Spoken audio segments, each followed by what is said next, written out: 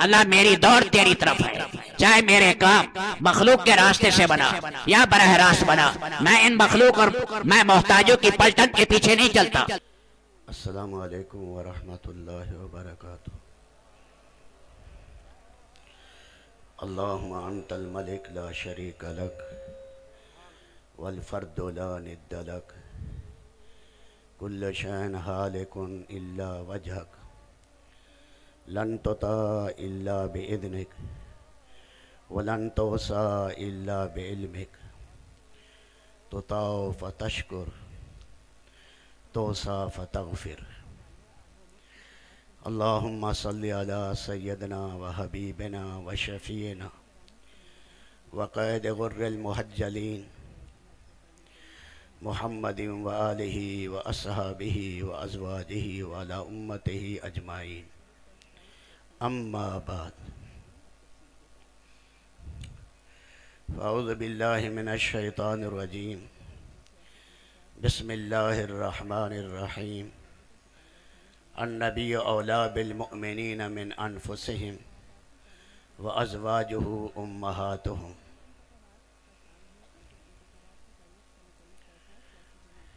میرے محترم بزرگوں، عزیزو دوستو، میں اس مبارک اجتماع میں پاک نبی صلی اللہ علیہ وسلم کے خصائص، خصال اور شمائل میں چند باتیں تھوڑی دیر میں عرض کرتا ہوں۔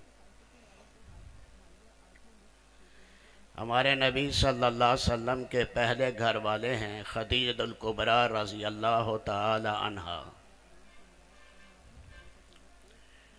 دو نکاح ہوئے، پہلے نکاح سے اللہ نے 3 بیٹے دیے، ایک حالہ، طاہر، ہند۔ بعض مورخین نے حارث بھی لکھا ہے، اور یہاں تک لکھا ہے کہ حضرت سمیہ کی شہادت سے پہلے حارث کی شہادت ہوئی۔ دوسرے گھر والے سے جب وہ فوت ہو گئے تو عتیق نامی شخص سے نکاح ہوا، اس سے ایک بیٹی پیدا ہوئی ہند، وہ بھی اللہ کو پیارے ہو گئے۔ پھر سید الکونین آقا نامدار صلی اللہ علیہ وسلم کا نکاح اماں جان سے ہوا۔ سیدنا حسن رضی اللہ تعالیٰ عنہ نے اپنے ماموں سے کہا، ہند بن ابی حالہ سے، یہ شمائل ترمذی کی حدیث ہے، کہ ماموں جان ہم تو چھوٹے تھے جب اللہ پاک کے پاک نبی نانا جان چلے گئے، اور آپ نے ساری زندگی اللہ کے نبی کے ساتھ گزاری، ہمیں رسول اللہ صلی اللہ علیہ وسلم کے بارے میں وہ اوصاف بتائیں اتعلق بہا، تاکہ میں اسے مضبوطی سے پکڑ لوں۔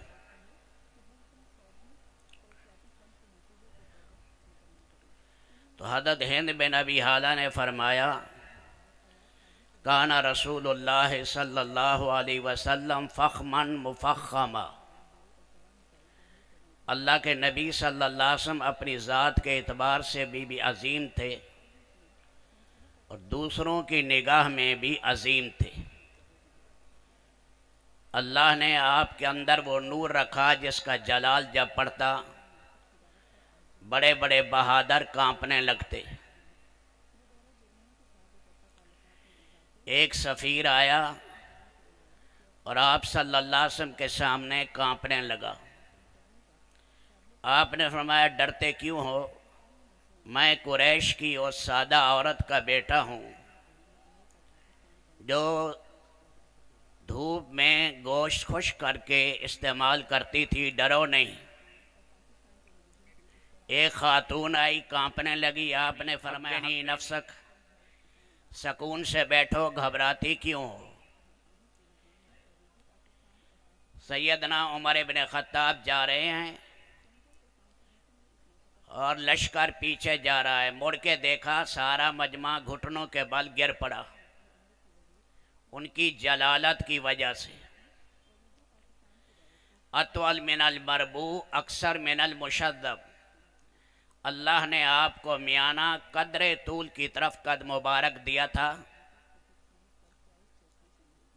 حضرت عائشہ رضی اللہ تعالی عنہ فرماتی ہیں اگر آپ کے دائیں طرف حضرت عباس ہوتے، لمبا قد تھا حضرت عباس کا، جب گھوڑے پر بیٹھتے تھے پاؤں زمین پر لگتے۔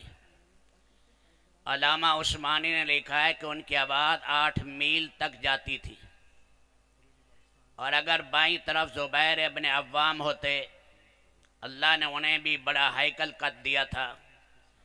فرمایا جب مجمع میں آتے تو معجزے کے طور پر رسول پاک ہی بڑے نظر آتے۔ یہ اللہ نے رب العالمین نے فطرتی آپ کو یہ معجزہ عطا کیا۔ عظیم الحامہ، سر مبارک اعتدال کے ساتھ بڑا تھا۔ وہب ابن منبہ کہتے ہیں اللہ نے عقل پیدا کی اور اسے کہا اقبل ادبر بے کا اوتی و بے کا آخذ، اے عقل میں تیرے 100 حصے کر رہا ہوں، ایک آدم اور اس کی اولاد کو دوں گا قیامت تک، اور 99 حصے عقل کے اللہ نے حضرت محمد صلی اللہ علیہ وسلم کو عطا کیے۔ کتنی بڑی قوت عاقلہ آپ میں ہوگی۔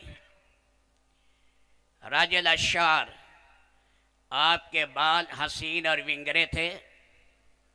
لیس بجاد القطط ولا المسترسل، نہ زیادہ آپ کے بال سیدھے ہم اجمیوں کی طرح اور نہ ہی زیادہ گھنگریلے۔ اما جان حضرت عائشہ فرماتی ہیں میں رسول پاک کے بالوں کی تعریف نہیں کر سکتی۔ فرمایا جیسے ایک تالاب ہو اور اس پر ہوائیں چل رہی ہوں اور پانی کا نشیب و فراد ہو اور لہریں اٹھ رہی ہوں، ایسے آپ کے سر مبارک میں اونچ نیچ بالوں کا حسن تھا۔ آپ علیہ السلام نے ایک حج کیا، 4 عمرے کیے۔ صلح حدیبیہ والا عمرہ یہ بھی عمرہ شمار ہوتا ہے، اور اگلے سال عمرہ قضا ہوا، پھر جیرانہ سے عمرہ کیا فتح مکہ کے موقع پر، اور حج کے ساتھ عمرہ۔ ان سب کا احرام ذی قعدہ میں اللہ کے نبی نے باندھا۔ ایک عمرے میں حضرت معاویہ رضی اللہ تعالیٰ عنہ نے آپ کے بال قطرے، اور باقی 3 عمرے اور حج میں آپ کے بال مونڈے گئے، اور یہی بال تقسیم ہوئے جو صحابہ کرام میں، تابعین میں، تبع تابعین میں رہے۔ حضرت امام مالک کے پاس 3 بال تھے، اور فرمایا جب میں فوت ہو جاؤں، ایک میری اس آنکھ میں، ایک دوسری میں، ایک میرے ہونٹوں کے اندر رکھنا، مجھے امید ہے اللہ تعالیٰ اس کی وجہ سے عذاب قبر ہٹا لیں گے۔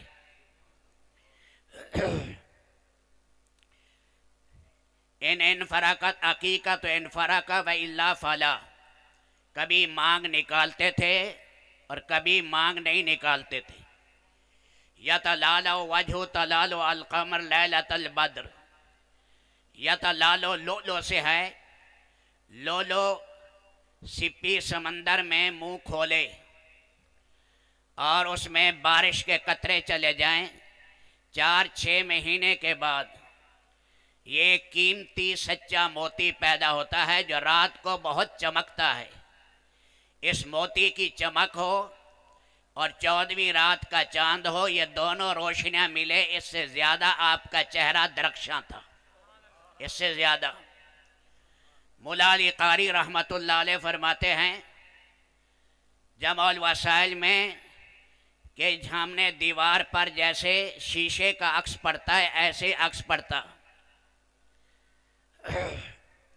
اور یہ بھی فرمایا علامہ قرطبی نے کہ اللہ نے سارا حسن آپ کا ظاہر نہیں کیا، ورنہ صحابہ کے لیے افادہ اور استفادہ مشکل ہو جاتا۔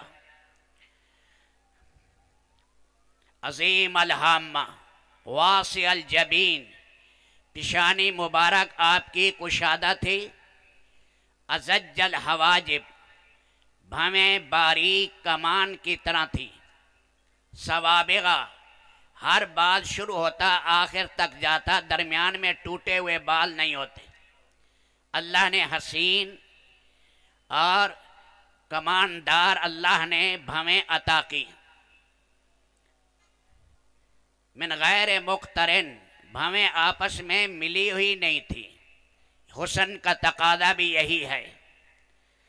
جب نبی پاک علیہ السلام ہجرت کر کے جا رہے تھے تو ام معبد جس کا نام عاتکہ ہے اس کے خیمے میں ٹھہرے،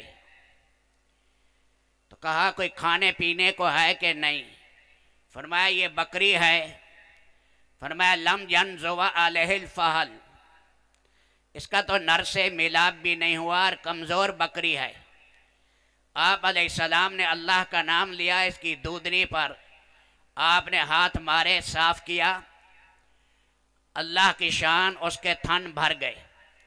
آپ علیہ السلام نے ابو بکر صدیق کو پلایا، عامر ابن فہیرہ کو پلایا، عبداللہ جو رہبر تھے اسے پلایا، ام معبد کو پلایا، پھر خود آپ نے پیا۔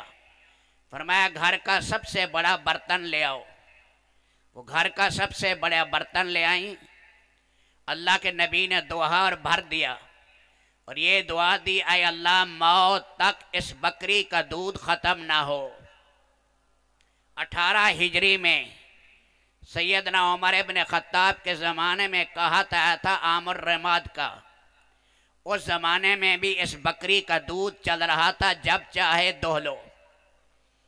تو اس میں بیٹھی تھی، ان کا خامند آیا بعد میں ابو معبد، کہا خوشبو آ رہی ہے۔ انہوں نے کہا محمد ہاشمی آئے تھے، وسیم قسیم، ایسے حسین کہ آج تک میں نے ایسا حسین نہیں دیکھا، فی اشفاری عطف و غطف، ایسی اس کی پلکیں تھیں کہ سیدھی جا کر مڑتی، آج تک میں نے ایسی حسین پلکیں کسی کی نہیں دیکھی۔ ادج، آنکھ مبارک میں سیاہ جگہ انتہائی سیاہ تھی، سفید جگہ میں سرخ ڈورے تھے، اس لیے اشکل العینین کے دو معنی کیے۔ ایک معنی یہ کیا اشکل العین کہ آنکھ کا چیر لمبا تھا، آنکھ بڑی ہو اور آنکھ کی لمبائی نہ ہو حسن نہیں ہوتا، اس لیے اللہ تعالیٰ نے آنکھ موٹی بھی رکھی اور اس میں لمبائی بھی تھی، لمبائی سے حسن پیدا ہوتا ہے۔ اور جو سفید جگہ تھی اس میں سرخ ڈورے تھے۔ اشکل العینین، شکلہ اس آنکھ کو کہتے ہیں جو دل کو موہ لے، آدمی کہے اس آنکھ پر میں اپنی جان قربان کر دوں۔ سیل الخدین سہل الخدین، رخسار مبارک آپ کے انتہائی گداز تھے اور انتہائی نرم تھے۔ اظہر اللون، رنگ مبارک چمکیلا تھا، لیسا بأبیض الامحق، چونے کی طرح چٹا نہیں، بلکہ مشرب بحمرہ، اس میں گلاب کے پنکھڑیوں کی آمیزش تھی۔ اللہ نے آپ کے چہرے میں چمک بھی رکھی اور گلابی پن بھی، دونوں اللہ نے جمع کیا۔ اس لیے امام شافعی فرماتے جو کہے رسول پاک سانولے اور کالے ہیں یہ کافر ہے، یہ نبی کی توہین کر رہا ہے۔ اکنل ارنین، ناک مبارک آپ کا پتلا، لہو نور یالوہ، اس پر نورانیت ٹپکتی رہتی تھی۔ مدور الوجہ، چہرہ انور گول تھا، اور بعض جگایا کا ان فی وجہی تداویر، چہرے میں گولائی غالب تھی، اس لیے کہ پوری طرح گول ہو جائے تو یہ تھوڑی جو ہے اندر کو چلی جائے، اس لیے آپ کا چہرہ لمبائی لیے تھا، گولائی غالب تھی، یہ حسن کا تقاضا ہے۔ قص اللحیہ، داڑھی مبارک آپ کی گھنی تھی۔ ترمذی شریف میں ہے کانا یاخذ من طولہ وعرضہ، کوئی بال طول میں یا عرض میں بڑھ جاتا آپ قطر دیتے۔ صحابہ کرام میں عبداللہ ابن عمر مولے فی السنہ ہیں، اور بعض جگہ آیا ہے کہ آپ نے 60 حج کیے اور بعضوں نے 700 600 تک عمرے نقل کیے. 84 سال کی عمر میں شہید ہوئے. شعر شہداء میں ان کی قبر ہے. قبر کے باہر لکھا ہوا بھی ہے مقبرہ عبداللہ ابن عمر، کیونکہ آخری زندگی میں مکہ چلے گئے تھے، روزانہ عمرے کرتے تھے. انہیں ہر عمرے میں حج میں داڑھی کو مٹھ میں لے کر جو قبضے سے زائد ہوتی تھی قطر دیتے تھے.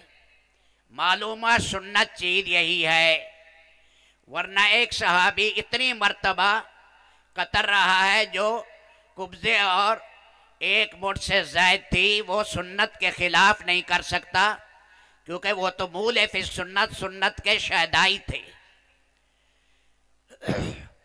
یہ ہے مقدم الراس، اور ادھر یہ انفقہ ہے، ہونٹ کے نیچے بال ہیں، اور صدغین کن پٹی پر. یہاں 14 سے لے کر 24 کی روایتیں ہیں، اور ان میں مشہور روایت 19 سے 20 کی ہے کہ 19 سے لے کر 20 تک آپ کے بال کل سفید ہوئے. حالانکہ 63 سال کی عمر میں صدیق اکبر کا سارا سر اور داڑھی سفید ہو گئی، اور آپ جو ہے مہندی لگاتے ہنا قطم کے ساتھ ملا کر، نیل کی پتوں کے ساتھ قدرے سیاہی میل ہو جائے. عمر ابن خطاب رضی اللہ تعالیٰ ہنا بہت لگاتے مہندی. عثمان ذو النورین کبھی سفید رکھتے اور کبھی رنگین کرتے تھے. تو اس جگہ میں انفقہ میں، صدغین میں اور سامنے یہاں پر 19 کے قریب آپ کے بال سفید ہوئے، اور جب آپ علیہ السلام تیل لگاتے تو وہ بھی سفیدی غائب ہو جاتی. بعید ما بین من کا بین، دونوں کندھوں کے درمیان فاصلہ تھا. سینہ اقدس کشادہ تھا. کاننا ان کو فی جید دنیا فی صفاء الفضہ، گردن مبارک ایسی کسی مصور نے آج تک کوئی تصویر ایسی نہ بنائی ہوگی. یہاں ٹیکسلا میں مہاتما بدھ کی تصویر بنائی گئی چاول پر، مہاتما بدھ کی چاول پر بنائی گئی. اس شخص کو انعام دیا گیا جس نے گردن بہترین بنائی. گردن تو گردن فرمایا ایسی حسین تھی کسی مصور نے نہ بنائی ہوگی، اور یہ سفید چاندی کی طرح تھی. اب جب یہ جگہ کپڑے کے اوپر ہے اور مٹی لگتی رہتی ہے، چاندی کی طرح چمک رہی ہے، تو باقی جسم کا کیا حال ہوگا. اور آپ کا سینہ اقدس، اس میں بال نہیں تھے. آریہ صدیین، یہ جو ہے پستان وغیرہ و جگہ پر موصول ما بین لبہ الی السرہ بشار یجری کالخط، یہاں گڑھے سے لے کر گردن کے نیچے ناف تک بالوں کی حسین لکیر تھی. حسین لکیر جاتی تھی، وہاں گھنے بال تھے. معجزے کے طور پر آپ کی بغلوں میں بال نہیں تھے. یہ آپ کا معجزہ ہے، یہ آپ علیہ السلام کا معجزہ ہے. جب تک سواری پر سوار رہتے، سواری نہ لید کرتی نہ پیشاب کرتی. آپ نے طواف سواری پر کیا، اور سواری یہ معمور من اللہ تھی. اسی کا نام جدہ ہے، اسی کا نام قصوہ ہے. اور یہی اونٹنی تھی جو آپ کے وصال کے بعد نابینا ہو گئی. حضرات صحابہ کرام نے سیاہ پٹی اس پر باندھی، آپ کے فراق میں روتے روتے نابینا ہو گئی. اور خچر رویا اور جلتے چلتے کنویں کے اندر جا گرا رسول پاک کے فراق میں. رات کی تنہائیوں میں آپ کو ایسے نظر آتا جیسے دن کا اجالا. یہ معجزہ تھا. نماز میں آپ جیسے آگے دیکھتے تھے ویسے آخری آدمی کو، ایک دفعہ آخری آدمی کو بلایا اور کہا تمہارا رکوع صحیح نہیں. مکھی کبھی بھی آپ پر نہیں بیٹھی، مچھر نے آپ کا خون نہیں لیا، سوتے ہوئے زندگی بھر آپ کو احتلام نہیں ہوا. آپ علیہ السلام کہ بے شمار خصائل علماء نے شمار کیا ہے، تو ان میں یہ ہے کہ معجزے کے طور پر آپ کی بغلیں سفید تھی اور آپ کی کلائیاں لمبی تھی، کلائیاں مبارک، شاسن الکفین والقدمین، ہاتھ پاؤں پر گوشت تھے، سیل الاطراف، انگلیاں مبارک باریک اور لمبی تھی۔ آپ نے اس چھنگلیاں میں بھی انگوٹھی پہنی ہے اور اس چھنگلیاں میں بھی پہنی، اس کا نگینہ اندر کی طرف تھا، اور یہ بنانے والے حضرت یالا ہے، ابو یالا، حضرت معیقیب اس انگوٹھی کی حفاظت کرتے تھے، اور پھر یہی انگوٹھی ابو بکر صدیق کے ہاتھ میں آئی تو انہوں نے اس پر لکھ دیا نعم القادر اللہ۔ پھر عمر ابن خطاب کے ہاتھ میں آئی تو انہوں نے لکھ دیا کفا بالموت واعظا، اور یہی حضرت عثمان کے ہاتھ سے گری فاصبر فلا تندمن، صبر کر لے ورنہ تجھے شرمندگی اٹھانی پڑے گی۔ 6 سال تک رہی، پھر بیر عریس کے اندر یہ قبا کے کنویں میں یہ انگوٹھی گر گئی، اور حضرات نے بھی بنائی، بعضوں نے بسم اللہ لکھی، بعضوں نے الحمدللہ لکھا۔ امام ابو حنیفہ کی انگوٹھی پر لکھا ہوا تھا کہ خاموش رہے، بولنا ہے تو حق کی بات کہے۔ اسی طرح ہمارے حضرت مولانا اشرف علی تھانوی کے انگوٹھی پر بھی لکھا ہوا تھا از گروہ علی، از گروہ علی اشرف علی، گروہ علی سے مراد حضرت علی جو ہیں یہ سارے اولیاء میں سب سے افضل ہیں۔ تو آپ علیہ السلام جو ہے انگلیاں مبارک آپ کی باریک، لیسا بطویل البین ولا بقصیر المتردد، نہ آپ بہت لمبے اور نہ بہت چھوٹے، میانہ قدر طول کی طرف قد تھا۔ آپ جب بات کرتے یبتدئ و یختم باشداق، بات کی ابتدا اور بات کی انتہا آپ کی جو ہوتی تھی وہ صاف ہوتی، متکبر لوگوں کی طرح بات نہیں، لا فضول ولا تقصیر، نہ بات میں کمی ہوتی اور نہ بات زیادہ کرتے فضول۔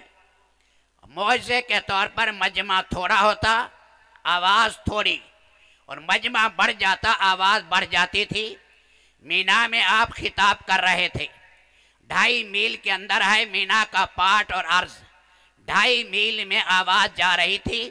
صحابہ کہتے ہیں ایسے جیسے ہمارے کانوں کے اندر اللہ کے نبی بات کر رہے ہو۔